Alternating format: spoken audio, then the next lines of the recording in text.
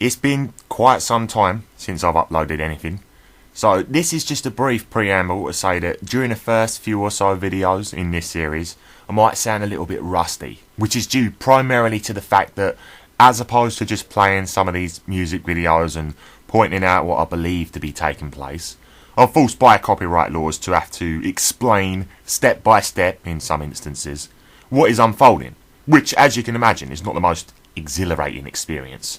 Not that I'm complaining, but the point is, in some areas I might not sound particularly infused, so I do apologise for that in advance. You know, in some of these early videos I might sound a little robotic. At any rate, it's a minor issue. I'll be doing my usual breakdown of videos, more as a springboard to talk about other issues than anything else.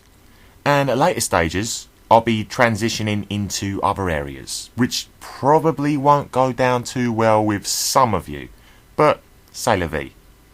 I'll also be drawing on concepts surrounding maritime law. Now, I realise that maritime law is old news to most of you, but I'm using it more as a spiritual concept, so I'm taking it in a slightly different direction. So I would ask you to bear with me on that, as it is a reoccurring theme throughout this entire presentation. That being said, let's get started. From an esoteric perspective, Madonna's Frozen makes an interesting case study, to say the very least. I should start by pointing out that Frozen is from the album Ray of Light, which is a reference to the illumination of the sun. Frozen starts with the lyrics, "You only see what your eyes want to see. How can life be what you want it to be? You're frozen when your heart's not open." Now, ostensibly, Frozen is a love song, seemingly about a person who refuses to love, perhaps due to some past grievance. But this is the face value interpretation of the song. A deeper look will reveal a hidden meaning. The video of the song starts with a blue tint, and that blue tint is maintained for the entire duration of the song. Madonna is seen on a desert landscape dressed in black. Since it is a well-known fact that Madonna is, or at least was, a Kabbalist, I won't dwell too much on that. What I will do is shed some light on the lyrics, "You only see what your eyes want to see." I'll do this by quoting Madonna herself when, during an interview with Kurt Loder, she said, quote, "Everything you see in the world around you is only 1% of what actually exists," unquote. So if we apply this to the lyrics, "You only see what your eyes want to see," the meaning is made clearer. Next she says, "How can life be what you want it to be? You're frozen when your heart's not open." In other words, things will never be right for you because you're frozen. What does she mean by frozen? Well, if you cast your mind back to Appledoor, I talked about the word justice and how it means just ice, because anything below 33 degrees is frozen, 32 degrees being freezing point. Thus, illumination, which is synonymous with the number 33 and the alchemical state of gold, is in this case symbolised by water, or the water stone, which is another name for the philosopher's stone. Ice is interchangeable in this case with lead in alchemy. In other words, the unilluminated, or in the state of duality, or sin. So the meaning becomes clear. Madonna is addressing the uninitiated, or the profane, and telling them that life will never be what they want it to be because they are not illuminated. She goes on to say that this is because your heart's not open. It's important to remember that illumination does not refer merely to a knowledgeable person, but more so directly to the spiritual state of oneness with the universe. This comes after the so-called destruction of the ego.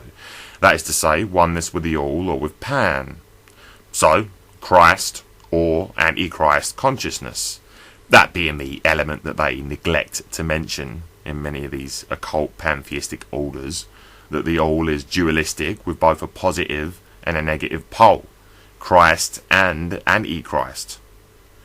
When she says you're frozen when your heart's not open, you might want to ask, open to what?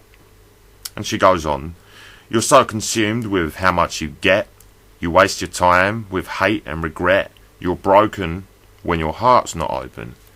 If you cast your mind back to Appledoor, where I gave an analogy of how this Antichrist consciousness tricks and deceives people into believing that it is in fact Christ consciousness by coming in the name of love and offering to fill the void left in the human soul after the fall of man from oneness into duality, then you can understand why it uses the truth, or it uses knowledge, to manipulate you. This yearning to return to oneness with the source is well known by the illuminated fraternities, and it has been understood since antiquity by the mystery schools. In the 1961 book, A History of Secret Societies by Darrell Archon, interesting name by the way, it states concerning the Gnostics, quote, "There is a supreme being or power which is invisible and has no perceptible form. It is pantheism. This power is the one which can be contacted by mankind, and it is through it that man can control himself and work out his destiny. The various religious teachers throughout the ages put it in their creeds in many different ways and were in contact with this power. The religions all contain a kernel of initiation. This is the secret which knowers can communicate to their disciples, but the secret can only be acquired by exercising the mind and the body until the terrestrial man is so refined as to become a vehicle for the use of this power, or, in their terms, illuminated. Eventually, the initiate becomes identified with the power, and in the end, he attains his true destiny as a purified personality, infinitely superior to the rest of unenlightened mankind, to the state of apotheosis, where he himself is God.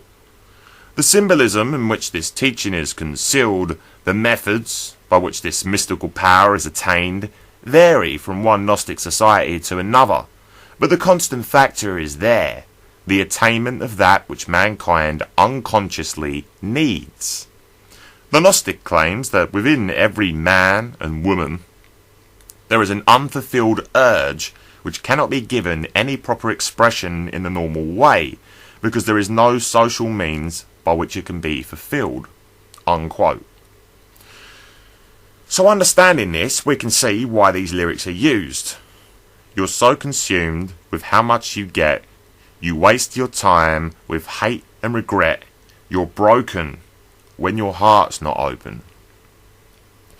This Antichrist consciousness is using the truth to ensnare you. Essentially, it's glamouring you like a vampire, so you'll let it in. The song continues with an chant, and at this stage in the video, Madonna transforms into a flock of crows. Symbolically, the crow is associated with death. In the ancient Persian cult of Mithra, one of the degrees of initiation was known as the degree of the crow. Now, this was simply an allusion to the symbolic death of the initiate before his rebirth. So the crow, like the phoenix, represents death rebirth. The crow is also associated with the Celtic triple goddess, the Morrigan. It will become clear as to why this is in due time, but for now, we'll continue with the lyrics. "If I could melt your heart, we would never be apart. Give yourself to me, you hold the key." If I could melt your heart has obvious connotations. The next line, though, is quite telling. We would never be apart. No, because this Antichrist consciousness wants to absorb you, to bring you into oneness with itself, to assimilate you, like the Borg. It goes on, "Give yourself to me," which is hardly subtle in what it's conveying. And the next lyrics are, "You hold the key." What key is this? Well, the answer can be found in the first degree Freemasonic tracing board. As I divulged in Appledoor, this is a depiction of Solomon's Temple. It is the goal of every Freemason to build Solomon's Temple, which is a metaphor for the rising of the Kundalini to activate the 7 chakras and become illuminated. This takes place at the 33rd degree. The 3 pillars mimic the Kabbalistic tree of life. The 2 outer pillars are of course Jachin and Boaz, representing duality, while the middle pillar is the combination of those two pillars, the two opposites, so equilibrium or the hermaphrodite. The ladder is Jacob's ladder, which refers to the 7 chakras. The golden key hanging from the thread of life on Jacob's ladder represents the heart and secrecy. In higher degrees, the Masons learn that the key is not in fact gold or any kind of metal. The key is an ivory key. Why ivory? Well, it goes back to the fact that Pythagoras discovered the diatonic scale by envisioning a thread that stretched across the universe and could be plucked like an instrument, with each of our 7 planets acting as a musical fret. The octave, despite the fact that oct means 8, consists of 7 notes. Well, at least there are 7 notes between each octave. The 7 notes reflect the 7 chakras, aka Jacob's ladder. An ivory key is what you will find on a piano, hence the octave chakra connection. Note also that a piano's keys are black and white, denoting duality. So, the ivory key represents the heart and the 7 chakras, meaning that the heart and the key are synonymous. They are the same thing. What is of import here is that this Antichrist consciousness is asking you to give it the key to your soul, or your temple, so to speak. If you think of both the Antichrist consciousness and the true Christ consciousness as locks, and you think of yourself as keys, then a few things will start to become clear. When the Anunnaki supposedly came here to mine gold, which simply means to mine souls on behalf of this Antichrist consciousness, which they are at one with, we find that they said, "Let us make man in our image, after our likeness." In other words, to make us like them, to make us a part of the proverbial Borg collective. So, over time, via social engineering, they have been slowly trying to change our nature as human beings to match their nature, which is Antichrist consciousness. So if our hearts are the keys, then they are the key cutters, you see. Our key, in its natural state, fits the lock of Christ consciousness. The key cutters are trying to cut us in the image of the Antichrist, so that our key fits the lock of the Antichrist instead of the lock of the Christ. And now they feel that they have sufficiently changed the nature of enough human beings to present the lock of the Antichrist and trick you into opening that lock with your ivory key and allowing evil into your heart so that you become at one with it. And that is exactly what is taking place in this video. Now, you'll remember I made a reference to the crows and how the crows are a symbol not only of death rebirth, but of the Celtic triple goddess, the Morrigan. The triple goddess, of course, has a Greek counterpart, that being Hecate, the moon goddess of the crossroads. Her triple manifestation being the maiden, the mother, and the crone. Now, not only does this represent the 3 shades of the moon, but as you'll know if you watched Appledoor, the triple manifestation of the goddess relates also to the cube. The 7 visible corners are the 7 veils of the goddess, which are the 7 chakras, whereas the triple manifestation, or the trinity, are the 3 visible faces of the cube. Madonna confirms that she is the embodiment of the triple goddess in the video, by appearing in triple form on more than one occasion. Her identity is further solidified when she morphs into a black dog, as the dog is a symbol of Hecate, said to be a demonic consort of the goddess. So the dog is a habitual associate of Hecate. Understanding that symbols are a means to communicate abstract information are not inherently good or evil, what is pertinent here is to establish which side of the dualistic all or pan is using these symbols to convey its intent, be it Christ or Antichrist. The triple goddess, in her Celtic form, the Morrigan, is a goddess of sovereignty. So, the antithesis of sovereignty, or the inversion thereof, would be heteronomy. Now, heteronymy means that as opposed to being self-governed, independent, and individual, you would be controlled by an outside force, dependent, and part of a collective, like the Borg collective in the Borg cube, which is the cube from the Tree of Life. The Antichrist consciousness inverts everything, and we know that it's the Antichrist consciousness talking here because it has inverted sovereignty. You see, a force that represents sovereignty would not say, give yourself to me. Its polar opposite, on the other hand, would absolutely say, give yourself to me, because that's what negativity does. It takes. It pulls inward, and that is all it does. See, that's what positive and negative poles represent. The positive pole is a giving force, which, when out of balance, becomes a pushing force, while the negative is a receiving force, which, when out of balance, becomes a suction force, which pulls everything in, like a vacuum. This is why Madonna represents the moon in this video. There's nothing evil about the intrinsic nature of the negative force, which is the feminine aspect, nor is there anything evil about the positive force, which represents the male aspect.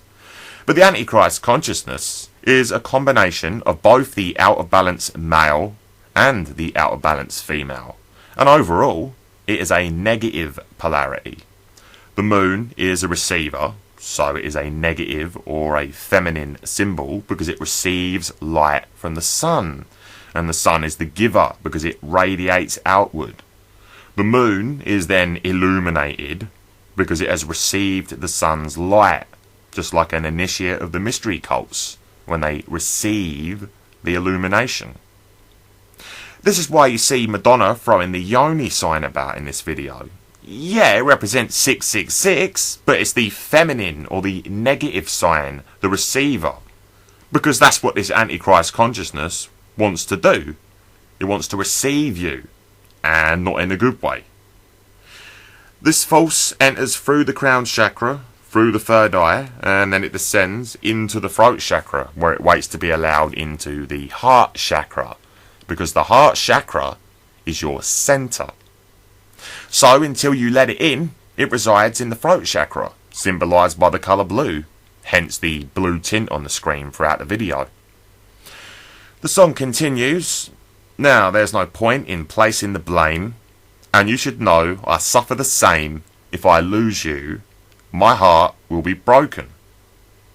So this thing is continuing to beg for your invitation, telling you how it suffers, and I have no doubt that it does suffer, in the abyss, which is in the cube, hence Legion, which is what this thing is, begging Christ not to send it back into the abyss. It wants a vessel. And it goes on, "Love is a bird, she needs to fly, let all the hurt inside of you die, you're frozen when your heart's not open." Yet again, this Antichrist consciousness is equating itself with love, using love, or coming in the name of love to tear you away from love. Love under will, 93. As far as letting your hurt or your pain die, while it is true that we shouldn't allow our emotional pain to dictate who we are, your pain and your memories, however poignant they may be, are still an aspect of your sovereign self. It's not for some outside force to tell you what you should or should not do with your pain. Now that is not to say that we should wallow in self-pity or bitterness, but more so that it is down to you how you deal with your pain. Don't mistake what I'm saying for not reaching out to those in need of comfort in the midst of some kind of emotional turmoil. Just be very wary of an outside force that wants you to emotionally empty yourself and to fill the void left therein. As the video continues, we reach a point where Madonna begins to float, and it becomes dark, and she beckons towards the camera, and a time-lapsed night sky is shown as the moon shines its light on the desert. The footage of the universe then melts into Madonna's black gown, symbolising her becoming at one with the universe, or the all or pan. To confirm this, Madonna shows us a symbol on her hand, and this symbol is the Hindu symbol of the Om. The Om is a symbol denoting the vibration of the universe. In other words, the all or pan. The Om is also, according to Manly P. Hall, the three-letter word of Freemasonry, or the threefold generative power. This being the alternative spelling for Om, which is A-U-M. You see, the Om represents the lost word, which is the phallic of Osiris. In other words, the giving force of the sun, illumination, which the initiate, in the form of Isis, or the moon, receives. The name Madonna is a reference to the goddess, the Madonna being a title for Mary, who is venerated by the Catholic Church as the Queen of Heaven. The title of the Queen of Heaven has its roots in ancient Babylon, where the goddess Semiramis, daughter of the fish goddess and the wife of Nimrod, together with their son Tammuz, form the very first trinity. Images of Semiramis with the baby Tammuz became the basis for the Madonna with a child theme throughout the ages. The Egyptian Isis with the son Horus, for instance, and later on Mary with son Jesus, and also Mary Magdalene. The combination of the two M's seems prevalent. Mary Magdalene, Marilyn Monroe, Marilyn Manson, Eminem, and Madeleine McCann, whose parents can be seen here in front of a pyramid monument. Madeleine means Magdalene, as in Mary Magdalene. So when the mainstream media had everybody concentrating on and praying for Madeleine, it's quite possible that it was a form of goddess worship. The letter M derives from the Phoenician mem, which has its origins in Egypt. It comes from the Egyptian hieroglyph for water, which was a wavy line. Semites took the hieroglyph and it became the Hebrew mem and the Greek mu, both of which mean water. Although the Egyptian hieroglyph from which M is derived means N, the symbol of M is ultimately synonymous with it. Ipso facto, M means water, and it represents the wavy line. That being the case, the double M is therefore interchangeable with the double wavy line, which is the symbol for Aquarius, or the New Age, or Ion of Horus. With illumination being synonymous with water, it's easy to see why we are under maritime law, which means the law of the sea. Maritime comes from Mary, or words like marine, mare, all of which have their roots in this Phoenician law of the water. The name Mary means the sea of bitterness, and in Latin it means the star of the sea. It's no wonder that such a system designed for the illuminated would equate us with ice. Jordan Maxwell has talked about the maritime system on a number of occasions. In the ancient land of Canaan, from where the Phoenicians came, the word Canaan meant purple, but later it came to mean merchant, and this is why we have merchant bankers. The law of the sea is their law, and it revolves around money, whereas the law of the land revolves around sovereignty. So, we have the Statue of Liberty, the goddess, out in the water, and liberty is what a sailor gets when he pulls into a port. He gets liberty, but not freedom. In a court, a word which comes from the Latin cohort, which refers to a legion, interestingly, the judge rules from the bench, and bench is an old Germanic word meaning bank. So, the judge rules from the bank. And where do you find banks? You find banks on either side of a river. The river banks direct the flow of the current, and the banks direct the flow of the current sea, or the cash flow. When a ship pulls into harbour, it is referred to as female, because under maritime law they are carrying items for money. A ship pulls in at the dock and has to provide a certificate of manifest for the port authorities, because it has manifested the goods that it carries via the water. When a ship docks, it sits in its berth, and this is why when you were born, your mother's water broke, and you had to have a birth certificate. You're considered a maritime admiralty product. Your mother delivered you, and you came down your mother's birth canal. and note also that the words shipping and delivery are used interchangeably. The birth certificate is signed by a doctor, just as the ship's certificate is signed at the dock. A ship is a merchant vessel, so the mother is a vessel.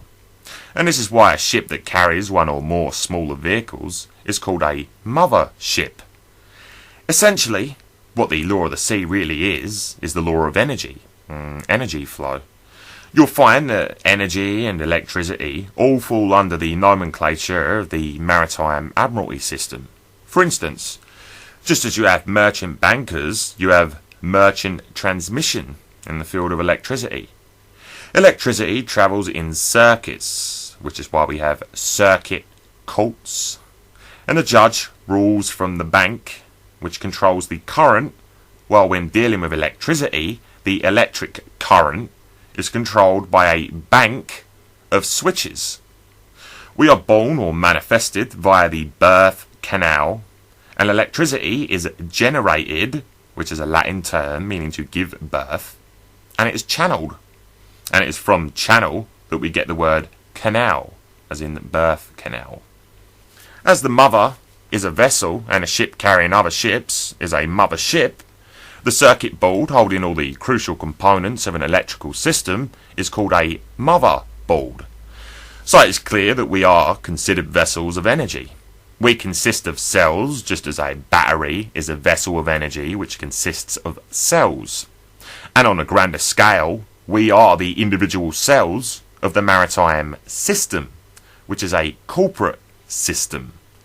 And the word corporate comes from the Latin corporare, which means to form into a body. So it is a fractal, as above, so below, as within, so without. In other words, we are a body, a system of cells, within a body. That body being the corporate maritime system, of which we are the cells, thus confirming that we are in fact batteries in the eyes of the system. This is why children are sent to a nursery, which in horticulture is a facility for mass production to supply seeds to gardeners and farmers in order to grow plants. Knowing this system is one of energy, and that the court rules from the bank, we can understand why if you break the maritime law, which is to say the maritime energy flow, you get charged, just as you get charged if you break the flow or the current of the electricity. And you get charged when paying a bill to keep the current flowing. And you may be charged in dollar bills, which keep the currency flowing.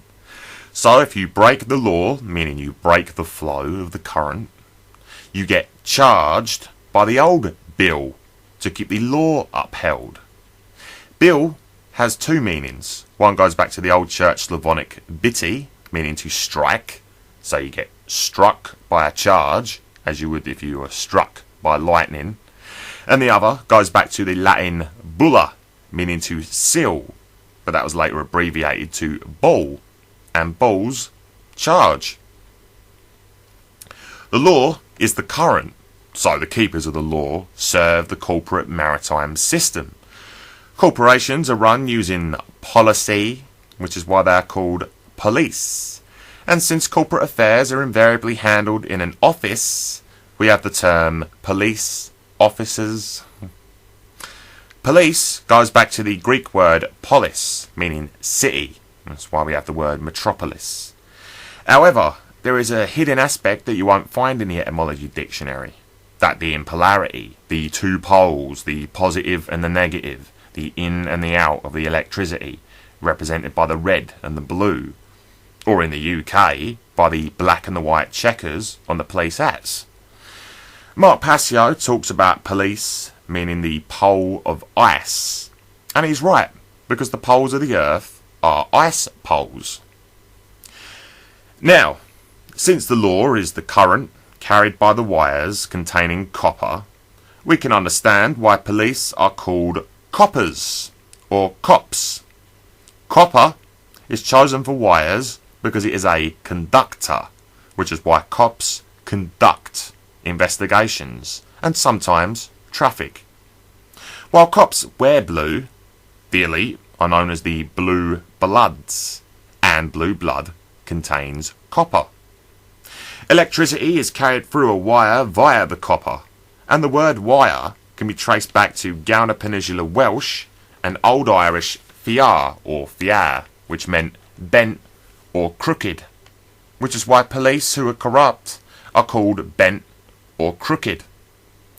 So if the police charge you, then you might have to serve time, meaning you have to serve Saturn, and as a result you may end up in a cell unless you pay bail, in which case the court has made a sale because it has sold you your release, and a sale is of course something that you find on a ship.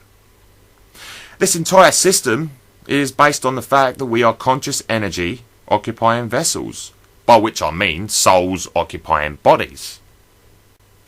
The maritime system is in essence the trafficking of human souls. The elite see it as perfectly legitimate because it's done in plain sight. It's contractual, in the same way that if you sign a contract with the devil selling your soul for a lifetime of wealth, the devil would feel perfectly entitled to your soul because you made a free will choice to give it to him. Aside from the root of bank being the Germanic for bench, we could trace it back to Old Italian banca, which means table, as in the money changers table. And this is where the word banquet comes from, which is essentially food on a table. So, what is the significance of the table? Well, the Latin word for table was mensa, and mensa referred also to a sacrificial altar, meaning the banks controlling the flow or the current are sacrificial altars. Now think about that. You often find Trinity symbols on the altar tops, the altar being the bank, hence the three receptive holes on a bank of switches. In Exodus 29:1 we read that sacrificial altars were made from acacia wood but were overlaid with copper. So yet again, copper, the conductor and the carrier of the current, comes into play. The Statue of Liberty, and remember, liberty is what a sailor gets, but the Statue of Liberty is made of copper. Now the reason it has turned green is that the copper has oxidised over the years, but the copper is the conductor and the carrier of the current, and the current is the law, which is why she holds in her left hand the tabula annexata, which is a tablet evoking the law. Now the word tablet comes from the word table, so yet again we come back to the sacrificial altar. The Statue of Liberty, holding or carrying the law, is literally the copper carrying the current. See, this all comes down to energy flow and how that energy is guided by the altar where sacrifices take place.